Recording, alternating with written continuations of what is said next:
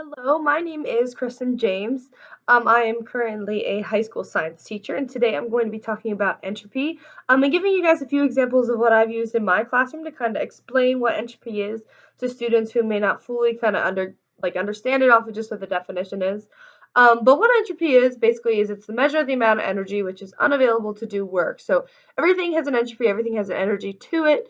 Different places on Earth and different items on Earth have more or less entropy, and many try to reach this equilibrium. So the idea of entropy is saying that although there is chaos, order is more common, and items will go to reach order rather than to keep the in order.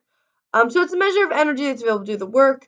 It's uncertain, it's random. The entropy of something, is never 100% sure. But the more entropy something has, the more uncertainty it is. So if it has a higher entropy, there's more uncertainty to the item and its energy compared to if it has a lower energy. It's very certain and easy to understand. So for my first example, I'm going to tell you or show you of what I've used before in the classroom is with a simple deck of cards. So this deck of cards I have, it has some wild water life on it, but you can use any deck of cards you would like.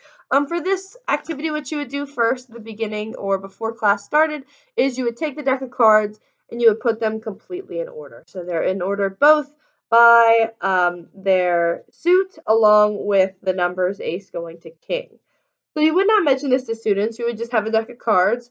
You would ask for a volunteer after reviewing entropy, and you would say, could you please come up front? The student would come up front, and a timer would be on the board. And the idea is you would give the students the deck of cards, or the student that volunteered to help you, give them the deck of cards, and you would tell them your job with this deck of cards is to go through it and explain its order to your classmates. So you would start the timer, you would hand the student the deck of cards, they would open it up, they'd go through it, and it would probably take, 10 seconds, 20 seconds to do this, right? Because they're already in order. Very, very easy to explain the order to the classmates. So you would have him explain, they would say it's an order by suit, an order by number, and then you would explain that this is something with a very low entropy. To then explain something with a very high entropy, you would take the cards back as the teacher. You would ask for a new volunteer or the same volunteer if you would prefer. And you would take the deck of cards, and you can be super dramatic with this if you'd like to. You don't have to be super dramatic with this if you don't like to, but some way of mixing them up. So you can spread them out on a table, shuffle them around old-fashioned style, and then put them back in a pile and hand them back to the student. And then proceed with the same exact steps before, where you would start a timer and tell the student, okay, go through the deck of cards and tell me exactly, or tell the classmates exactly what the order is. So at that point, the deck of cards would be completely split up. So if I mix these up a little bit quickly in my hands, the student would be going through the deck of cards, and again, the timer's running, so they're pressed for time, and they would see that they'd be all mixed up and they're not the same.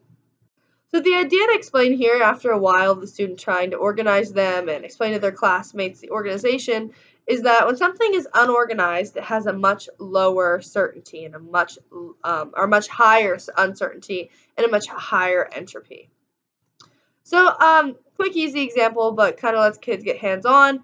A lot of times kids get very involved, especially if you almost like really accentuate the time so that they're like trying to beat the clock. But the goal of this experiment is to kind of show them, or this demonstration is to show them that when something is ordered, it's a lot easier to relay. It has a lower entropy compared to something with a higher entropy that is unordered and more chaotic. My second demonstration is very, very common, uses a cup of ice. So if you look at a cup of ice, my air conditioning actually just kicked on in my house, but I live in Arizona, so it's pretty warm. It's probably around 75 to 80 degrees in my household. So obviously much colder than the cup of ice here. So what you can explain to students is, what we would assume is that this ice would melt as it starts to sit, and we would reach a level of water and it would melt and it would no longer be ice. And we're pretty certain that'll happen, but again, nothing's guaranteed, so due to the entropy, it may not occur. So the idea here is showing them that you can already start to see it melting. It can be due to the difference in entropy. Okay, here I'm gonna change this up quick. And then just one last quick example, because I know I'm nearing 5 minutes already. Is I recently worked at space camp, so I've been really into space, and entropy is actually a big topic when you're talking about space. And I teach an Earth and space class in a high school, so it's always a challenge for me, kind of to relate space science back into a bunch of topics that we talk about. But when it comes to entropy in space, it is a really, really big topic because space is so chaotic. So when we are talking about space science, sometimes we mention entropy because we say there is a lower entropy and there is a control and maintenance of heat and energy within systems that we know closer here to Earth. So if we look at the solar system, entropy levels are lower. There is energy being moved and changes in energy and actions, but they're very controlled compared to when you look outside of our solar system, even outside of our Milky Way, where you see the expanding universe and you see entropy. And basically, the idea that I try to get across to them is that entropy levels and disorder are at very, very high levels all throughout our universe, and it's really hard for us to even measure those levels of disorder. So there's a lot of different ways to explain entropy. These are just a few items that I've used in the past, kind of as quick demonstrations in the class to demonstrate. If you have any questions, please comment on my discussion board. Thank you for watching.